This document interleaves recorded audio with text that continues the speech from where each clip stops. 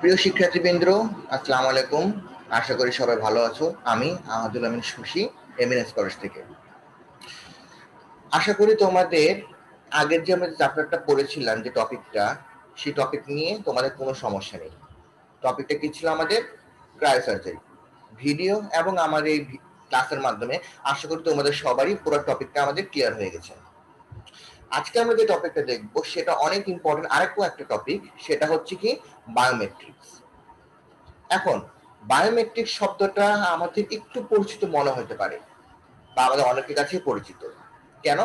এই যে আমরা যে তোমার মোবাইলের সিম যখন আমরা কিনি বা নিবন্ধন করি, বা যখন ভোটারের যখন আইডি কার্ড যখন তৈরি হয়, তখন কি আমাদের আঙ্গুলের ছাপ নেওয়া হয়েছে।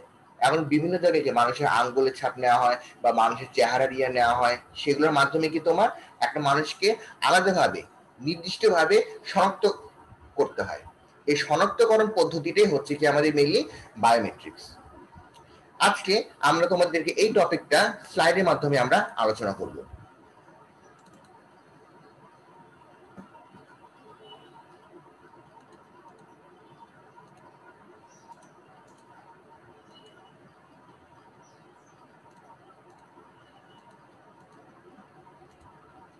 টপিক হচ্ছে কি আমাদের আজকে বায়োমেট্রিক্স। এই চ্যাপ্টার থেকে আমি কি কি জানবো? বায়োমেট্রিক সম্পর্কে জানবো, বায়োমেট্রিক সিস্টেমে শনাক্তকরণে কি ধরনের বায়োলজিক্যাল ডাটা নিয়ে আলোচনা করা হয় সেই জিনিসটা নিয়ে আমরা আলোচনা করব, এবং এই পুরো সিস্টেমটা সম্পর্কে আমরা মোটামুটি একটা ধারণা আমরা নিব। বায়োমেট্রিক শব্দটা মেইনলি গ্রিক শব্দ বায়ো এবং মেট্রিক, যেটা মানে কি মেজারমেন্ট করা বা অনুমান পরিমাণ করা, সেখান থেকে তৈরি হয়েছে কি আমাদের বায়োমেট্রিক শব্দটা। বায়োমেট্রিক্স হলো বায়োলজিক্যাল ডাটা মাপা, বিশ্লেষণ করা একটি বিজ্ঞান ও প্রযুক্তি। তথ্য প্রযুক্তি সেই প্রযুক্তি যা মানুষের দেহের বিভিন্ন বস্তু, যেমন ডিএনএ বলো, ফিঙ্গারপ্রিন্ট বলো, চোখের রেটিনা, আইরিশ ইত্যাদির মাধ্যমে মাপে এবং কম্পিউটার পদ্ধতিতে নিরাপত্তার মাধ্যমে সেটাকে তোমার আলাদা করে রাখে, যাতে একজন মানুষের স্বতন্ত্র যে বৈশিষ্ট্যগুলো আছে সেই বৈশিষ্ট্যগুলো যাতে অন্য মানুষের সাথে তোমার না মিলে, যার মাধ্যমে আমরা বের করতে পারবো যে সেই যে আমরা যে জিনিসটা স্যাম্পলটা নিয়েছি, যে তোমার আঙ্গুলের ছাপ বলো, চোখের রেটিনা বলো, এটা কোন মানুষের, এটা আমরা পরিমাপ করতে পারবো। এই বায়োমেট্রিক সিস্টেমের জন্য আমাদের কি কি দরকার? আমাদের মেইনলি যেটা দরকার, একটা সেন্সর দরকার। চোখের জন্য একরকম সেন্সর, হাতের জন্য একরকম সেন্সর, কণ্ঠস্বরের জন্য একরকম সেন্সর।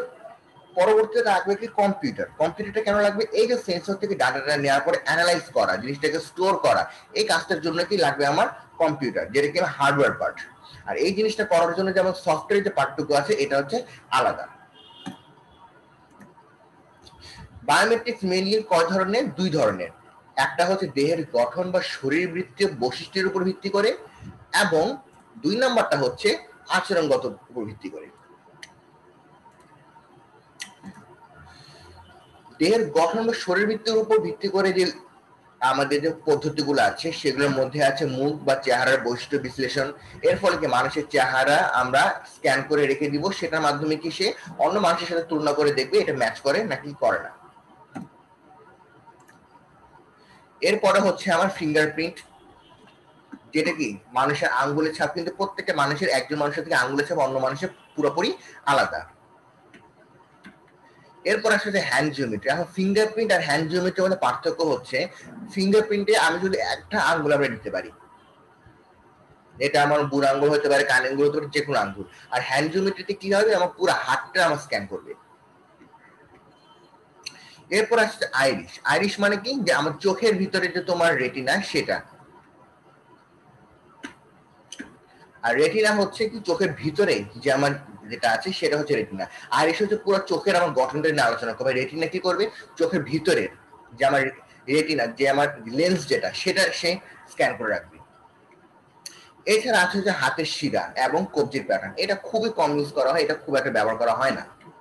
এরপর আসে হচ্ছে তোমার আচরণগত। আচরণগত মতো যেটা আছে, সেটা হচ্ছে আমার কণ্ঠস্বর, হাতের সিগনেচার, এবং একই সাথে তোমার টাইপিং কি স্ট্রোক। তার মানে হচ্ছে যে তোমার কোনো একটা পাসওয়ার্ড ও কোনো একটা ওয়ার্ড তুমি কত কম সময়ের মধ্যে তুমি লিখতে পারো সেটা। কারণ এক একজনের স্পিড তোমার এক রকম হবে, কারণ মিলি সেকেন্ড বা সেকেন্ডেও তোমার একটু আকৃষ্ট হইতে পারে।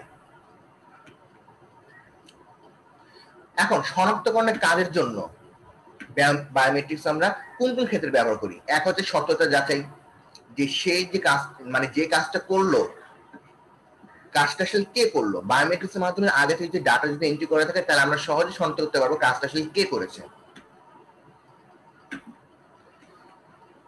তারপর হচ্ছে এটার জন্য কি কি লাগবে, আমার ফিঙ্গারপ্রিন্ট রিডার লাগবে। এরপরে আছে কি আমার ফেস রেকগনিশন, এটার মাধ্যমে কি চেহারার যে গঠনটা সেটা নিয়ে আমরা আলোচনা করে থাকি, অলরেডি এর আগে করেছি। হ্যান্ড জিওমেট্রি, আইরিশ এবং নেটনা, এখানে আমি আলোচনা করছি কি যেগুলো আমার সবচেয়ে বেশি ব্যবহার করা হয়। আর ভয়েস রেকগনিশন। এখন বায়োমেট্রিক্স আমরা কোন ক্ষেত্রে ব্যবহার করে থাকি? বিচারিক বিভাগে যে বিভিন্ন তদন্ত কাজে তখন আমরা শনাক্ত করতে হয় যে এই কাজটা আসলে কে করেছে। সরকারি বিভাগে যে আমাদের ন্যাশনাল আইডি কার্ড বলো, তারপরে হচ্ছে যে বিভিন্ন এই পাসপোর্ট তৈরির ক্ষেত্রে বলো, এইসব সময় আমাদের এটা লাগে। শিক্ষা প্রতিষ্ঠানে কি অনেক ক্ষেত্রে দেখবো যে শিক্ষা প্রতিষ্ঠান বলো, অফিস আদালতে বলো, বাণিজ্যিক বিভাগে বাইরের মানুষ যাতে ঢুকতে না পারে, যাতে ওখানে যারা নির্দিষ্ট যারা আছে শুধু তারা যদি ঢুকতে পারে, এই জন্য কি করা হয় তাদের একটা আঙ্গুল অথবা চেহারা স্ক্যানার বসানো হয়, যাতে কি নির্দিষ্ট মানুষ ছাড়া বাইরের কোনো মানুষ বা অপরিচিত কেউ যাতে প্রতিষ্ঠানে ঢুকতে না পারে। এখন বায়োমেট্রিক্সের আমাদের সুবিধা কি? সুবিধা হচ্ছে জিনিসটা পুরোপুরি যন্ত্র নির্ভর, যার কারণে কি এখানে কোনো তোমার যেটা বলা হয় পক্ষপাতিত্ব করার কোনো সুযোগ থাকে না। প্রাথমিক খরচ যদি তোমার একটু বেশি হয়, মানে প্রথম সেটআপটা কি আমার যন্ত্রপাতি বসাতে একটা খরচ হয়, পরবর্তীতে এর কোনো খরচ নেই। এবং এখানে যে তোমার মানুষের যে তোমার বস্তুগুলো কি মানুষের শরীরবৃত্ত বস্তুগুলো নিয়ে আলোচনা করছি, যে মানুষের হাতের স্ক্যান বলো, চোখের রেটিনা বলো, এগুলো কি এইসব ডাটা তোমার চেঞ্জ করার কোনো সুযোগ নেই, যে একটা মানুষের তুমি অন্য মানুষের চেঞ্জ করে দিবা সেই সুযোগটা নাই তোমার। অসুবিধা কি কি, যে তোমার অনেক সময় দেখা যায় যে মনে করো তুমি আঙ্গুলের সামনে তুমি একটা কাজ করলা, তুমি কোন কারণে আঙ্গুলটা তোমার পুড়ে গেলে কি আমার কিন্তু কিছু সময়ের জন্য, নট লম্বা সময়, কিছু সময়ের জন্য কিন্তু আমার আঙ্গুলের যে ছাপ এখানে একটু চেঞ্জ আসবে, কারণ তোমার যখন কেটে গেছে বা তোমার যখন পুড়ে গেছে তখন এখানে আলাদা একটা চামড়া বা আলাদা একটা ক্ষতের সৃষ্টি হবে না, এই ক্ষতটা তো তোমার তো বায়োমেট্রিক্স আমরা এন্ট্রি করা নাই। তখন কি হয়, তখন এই সাময়িক পরিবর্তনের জন্য আমরা কিছু কিছু ক্ষেত্রে তোমার সমস্যার সম্মুখীন হয়ে থাকি। আরেকটা সহজ উদাহরণ দেখো, যে মনে করো তুমি ভয়েস রেকগনিশন দিয়ে তুমি এন্ট্রি করছো, ঠান্ডায় গলা বসে গেল, গলা ভেঙে গেল, তুমি এক জায়গায় গেলে চিৎকার চেঁচামেচি করলো, গলা ভেঙে গেল, সে কি সেটা কম্পিউটার কি সেটা রেকগনাইজ করতে পারবে? পারবে না। এরকম ছোটখাটো কিছু সাময়িক, আবার বলছি ব্যাপারটা কিন্তু পুরাটাই সাময়িক, পার্মানেন্ট না। আর এটার জন্য প্রথমত যেটা বললাম যে ইনস্টলেশন খরচ, এককালীন খরচটা তো অবশ্যই বেশি হবে, এবং এগুলো পরিচালনার জন্য অবশ্যই দক্ষ একজনকে থাকতে হবে। এখন বায়োমেট্রিক পদ্ধতিটা জনপ্রিয় কেন?